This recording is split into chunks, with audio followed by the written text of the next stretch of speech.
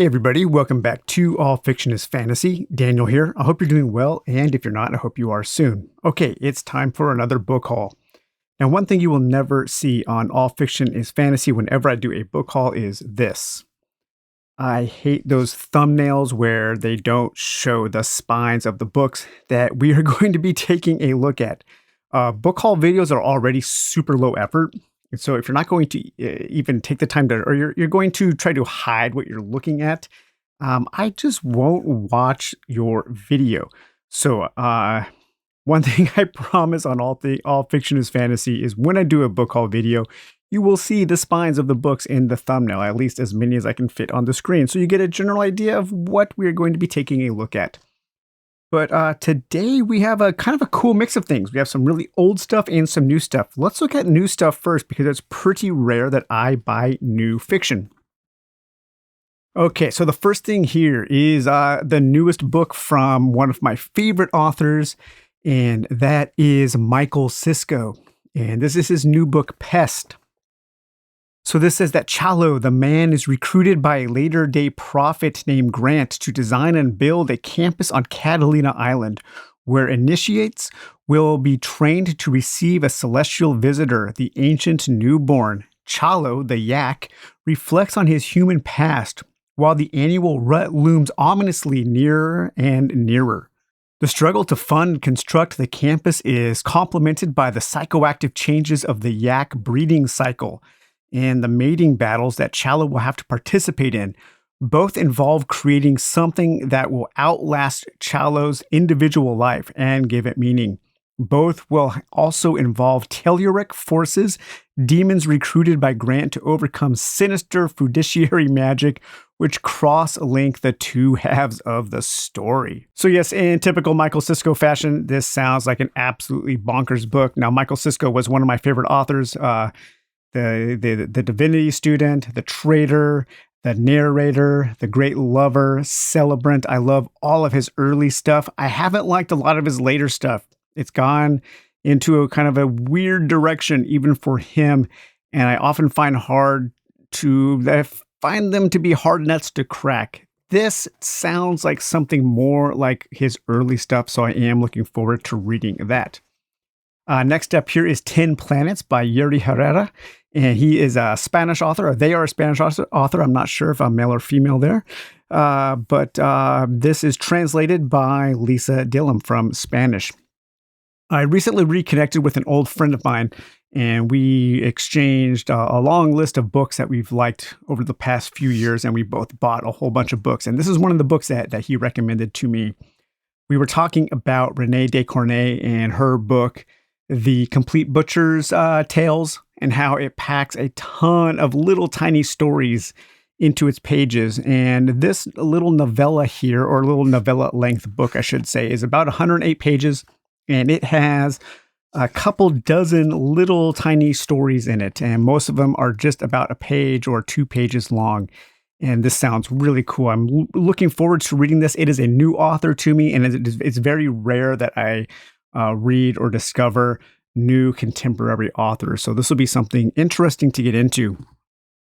And then the last of the new books here is Maggots Screaming from Max Booth III. This is a book that came highly recommended from author Matthew M. Bartlett. I follow him on Facebook, and he recommends some cool new stuff. Now, one great new, or the horror genre is absolutely on fire right now. There are so many great new horror authors, and new horror is one thing that I'm constantly kind of looking at. I've never read Max Booth III. I've heard of them before, but I'm not sure. Let's see. Toxicity, The Mind is a Razor Blade. Yeah, maybe I'm getting him mixed up with somebody else. The name sounds familiar, though. But this says, on a hot summer weekend in San Antonio, Texas, a father and son bond after discovering 3 impossible corpses buried in their backyard.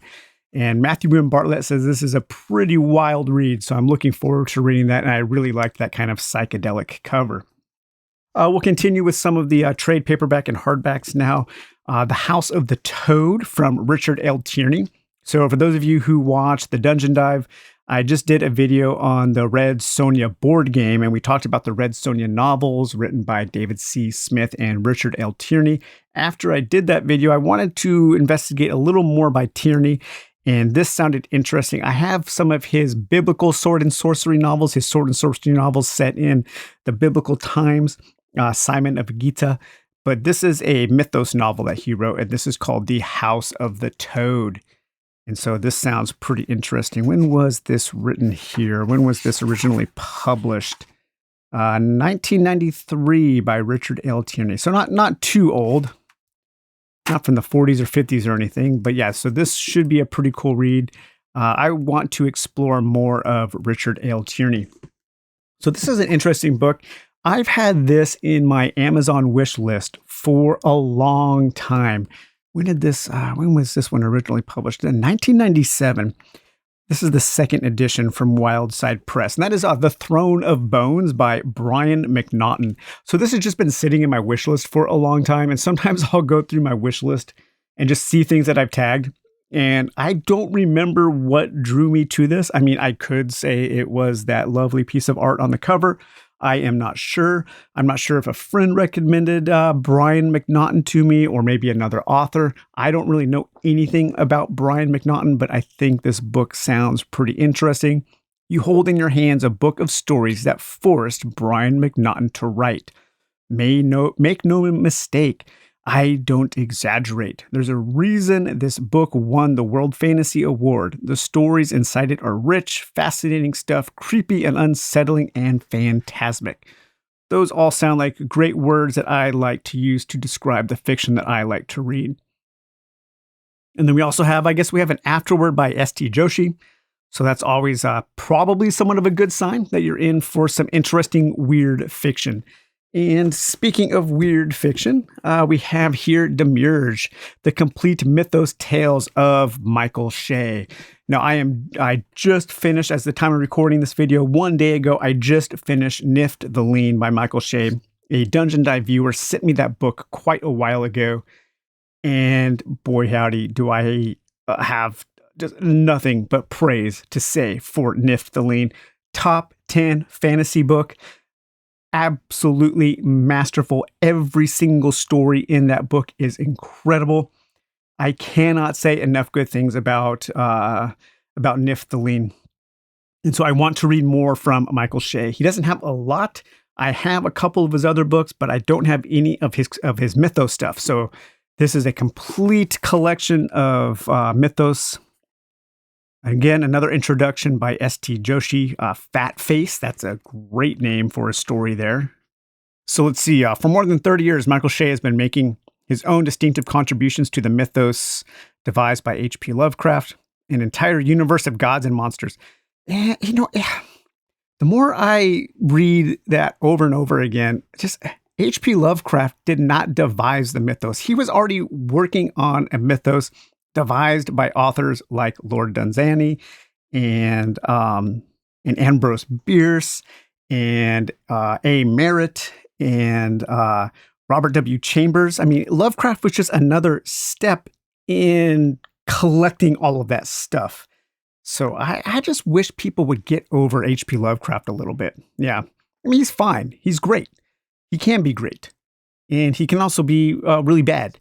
But I'm not talking about his personal life or anything. I'm just talking about his fiction. It's okay. A lot of his fiction is just okay.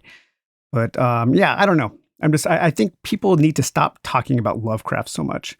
But Shea has done a lot more than merely mimic Lovecraft's prose. Lovecraft was actually mimicking other people's prose. So, or add a new god or forbidden book to the mythos. In his Mythos Tales, Shea has infused his own unique vision and perspective. So anyways, I'm really looking forward to reading this. Michael Shea is, if Nift the Lean is anything to go by, I am in for a treat with this book here. And then finally, the newest book, or the final book of the new books, I should say. This isn't very new, and this thing has seen better days. It's kind of gross. But this is a really hard book to find. This was another one that was recommended to me by my old friend, Pray to Stay Dead, a zombie novel. He said this was a really cool zombie novel. And this was the only one I could find to buy. George A. Romero on Print is Dead. So Print is Dead is a new line of top quality zombie novels brought to you by the critically acclaimed indie publisher Creeping Hemlock Press. 1974. The summer of love is fading memory. The Cold War rages on. Richard M. Nixon is barely holding on to the presidency, and the dead are returning to life. 5 friends on their way to a week at Lake Tahoe, a Vietnam veteran in Sacramento trying to get home to his daughter in New Mexico, an older couple idling in a dusty shop in the hills, and a dangerous man who has spent 20 years preparing his strange family for the end of the world. As civilization collapses, these scattered survivors cross paths, and the hungry dead are the least of the horrors unleashed. Those who die will walk. Those who live will hope for a quick death, and they will pray to stay dead.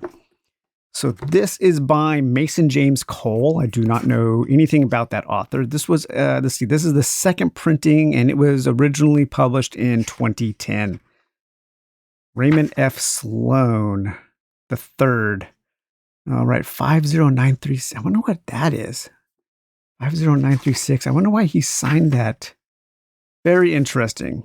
But I know nothing about this. I don't read a lot of zombie fiction, so this should be pretty interesting. I'm looking forward to it. Okay, so that's enough of the newer stuff. Now let's get into some of the vintage stuff here. And where to start? So my friend who I just recently connected with, he and my other buddy, we took a little trip together to a cabin. And on the way, there was a used bookstore that I wanted to stop at. And 2 of us had been to that bookstore before, and we didn't remember it being all that great. So all 3 of us walked in, and we were all blown away. This bookstore has really upped its game. They are located over in the peninsula of Washington State, and it was like 3 of us in there, and all 3 of us are huge book nerds, book collectors, and book readers, and we just had so much fun recommending stuff to each other and talking about stuff. And I think the owner had a super fun day because we brought like a lot of like life to the store for a couple hours. We were very loud and talking about all these books that we were finding. But let's talk about the books I got there first. So this book here, wow, I had to get. There's no way I could have left the store without this book in my hand. And this is from Jack Lovejoy, a science fantasy novel. So I knew nothing about the author. I thought that cover looked pretty cool. That's a cool piece of art there. It's called Magus Rex. From 1,000,000 years in the future to 1,000,000 years in the past, one mind to rule them all. But then I read the synopsis here. Beware the wrath of sorcerers. In the year 1,000,000 AD, or thereabouts, a young wizard has dared to fall in love with Zenobia, only daughter of Magus Rex. What shall it be? Have him torn to pieces by ravenous wild apes? Throw him into the sun, turn him into a toucan, and give him to Zenobia. It's hard to love a toucan, especially if you have to clean the cage. Magus Rex would do all of this and more to the wretched boy, but Zenobia, though perfect, is willful. She would never forgive Daddy for turning handsome Valorius into a toucan. No, something more subtle is called for. He will take Zenobia on a vacation. Ming China, Imperial Rome, Atomic America. Valorius may follow if he dares. For though any sorcerer can travel backward through time, returning is another matter. Okay, I don't think I own or have seen ever a single book with the word toucan mentioned in the synopsis, let alone 3 times. This is the 3 toucan book here. I absolutely had to have this. I think it sounds wild. I ended up looking this up in the car on the way or at the cabin, and it actually sounds like a pretty cool novel. People seem to like it. And I got home and I looked up Jack Lovejoy, and come to find out he actually wrote a really cool kind of sword and sorcery trilogy here that I had never heard of. And this is book 1. This is A Vision of Beasts. And we have book 1, The Creation Descending, book 2, The Second Kingdom, and then book 3 here, The Brotherhood of Diablo. So these I bought on eBay when I got home.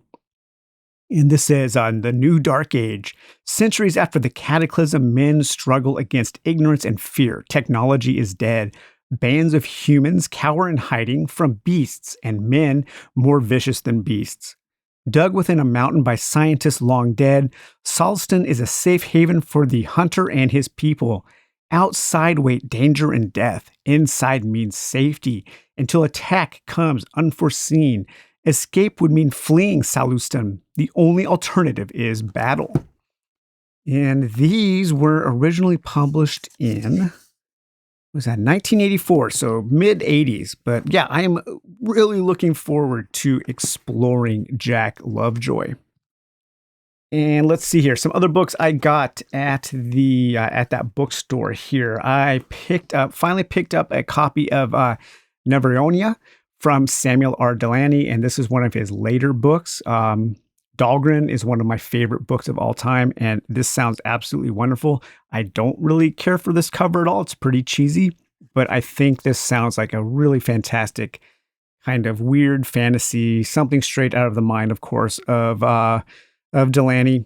And this says that in the ancient fable land of Nevrion, I think that's how you say it, Nevrion, they tell of a gleaming golden city sunken beneath the waves of history. For Prin, a young girl fleeing her village on the back of a dragon, Nevriona becomes a shining symbol just out of reach. It leads her to the exotic port city of Kalari, where she talks with the wealthy merchant Madame Kane, walks with Gogric, the liberator, as he schemes against the court of eagles, and crosses the bridge of lost desire in search of her destiny. I loved the names of the chapters here. Of dragons, mountains, transhumanists, sequence, and sunken cities, or the violence of the letter. Of roads, real cities, streets, and strangers. That's really cool. I love that kind of poetic language that Delany uses. And I also thought this was a really interesting opening here. She was 15 and she flew. Her name was Prin because she knew something of writing, but not of capital letters. That kind of playfulness is something that I enjoy about Delany, his love for language. So really looking forward to that. This was a book that my buddy, my old friend, encouraged me to buy, Robert McCammon. I've read Swan Song and I did not like it at all. So I've avoided McCammon, but there are books I am interested in reading from him. I want to read Boy's Life, and I want to read his novel. I think it's called The Five, about the rock band, but this sounded awesome. So this might be my entry into the world of Robert McCammon. I absolutely love that cover there. And this is kind of a Nazi World War II kind of zombie novel. They are coming to seduce the living and devour the dead. Deep under the calm waters of a Caribbean lagoon, salvage diver David Moore discovers a sunken U-boat entombed in the sand. Then David hears something that twists his soul in utter terror. The deep, hollow boom of something hammering with feverish intensity, something trying to get out. That sounds pretty cool there. This was another book that my buddy encouraged me to purchase. He said it's pretty cool here. Fred Saberhagen, of course, very famous science fiction author. I don't know too much about him. He's just one of those authors that is kind of a blind spot in my reading career. But this is called The Veils of Azlarok, a brilliantly original novel by the author of the renowned Berserker saga. Kind of looks Dune-esque. When was this published here? 1978. All right. And then two more novellas to add to my novella collection. We have E.T. the Extraterrestrial in His Adventure on Earth, and that is a novel by William Kotzwinkle based on a screenplay by Melissa Matheson. And then, of course, another one by another one by the great, is he late great? I think Alan Dean Foster's still alive, right? Another one by Alan Dean Foster based on the original screenplay by Beverly Cross, and that is Clash of the Titans. So that should be a fun read there. Alan Dean Foster, king of the novelizations. And then let's see, what's up next? My first Pathfinder novel. So again, my buddy recommended this book to me. He's read a few of the Pathfinder novels, and he's also just a huge avid reader of fantasy. And he said this is one of the best. And Tim Pratt is an author that I have wanted to explore a little bit more. And so that is Liar's Blade. And I think there's also a sequel to Liar's Blade, or maybe This is the second. I'm an author of City of the Fallen Sky, but I think there's one more with this character here, Roderick, I believe. And then we've got another Michael Shea novel that I picked up after a while I was reading Nift. I also bought Indiana, The Touch of Undying. And I think this sounds pretty cool. Not a huge fan of that cover. It's okay. This book has definitely seen better days, but man, Michael Shea stuff is hard to come by. It's really hard to find. And then, of course, it wouldn't be All Fiction is Fantasy video recently or lately without mentioning Brian Lumley. And I picked up these two omnibus versions of the Titus Crow books because I have all of these in individual paperbacks, but the first three, Burrowers Beneath, The Transition of Titus Crow, and The Clock of Dreams, they're getting really old. And my original DAW copies, they look great, but man, that glue is getting brittle. Those pages are getting more and more brittle. And so they're kind of just more collector's copies these days. So I wanted reading copies because I want to get these reviewed on the channel. And so I picked up the Mythos Omnibus. So we have the Volume 1, Burrowers Beneath, Transition of Titus Crow, and The Clock of Dreams. And then we also have Spawn of the Winds and the Moons of Borea and Elysia. In the Moons of Borea and Elysia, we have, I think, taken a look at on the channel just the covers. And Spawn of the Wind I bought recently in a nice paperback. But these are the 6 novels in the Titus Crow Mythos series that Brian Lumley wrote, and these are the omnibus versions. And then let's see, one more stack here. Let's take a look here. I finally tracked down a really nice copy of C. Dean Anderson, aka Asa Drake. We've covered a few of his books on the channel before, and this is one of his horror novels called Buried Screams. I think this sounds pretty cool there. And yeah, just a really, really nice edition of this. It looks almost unread. And then this is a new to me author. Let me know if you've read Rick Hatala. He is considered the other horror author from Maine, aka Stephen King. But I've never read Rick Hatala, and I didn't even really know he existed until a couple days ago when I was browsing eBay, and I thought these looked really cool. So of course, being me, I ordered probably way too many books by an author I don't know, but I wanted to pick these up because I found a good deal. And so first we have Nightstone. Now what's cool about Nightstone is it's one of the first books to include a hologram on the cover. It was such an early kind of technology for book covers that inside the book, there is actually a little snippet about what a hologram is. And this says that the fiery brilliance of the Zelda Zebra hologram heart, which you see on the cover, is created by laser holography. This is the revolutionary process in which a powerful laser beam records light waves in diamond-like facets so tiny that 9 million fit on a square inch. No print or photograph can match the vibrant colors and radiant glow of a hologram. Hologram technology there, folks. Explained for you in the novel Nightstone by Rick Hatala. So these are definitely in that kind of, paperbacks from hell, all the craze these days. But old mass market horror.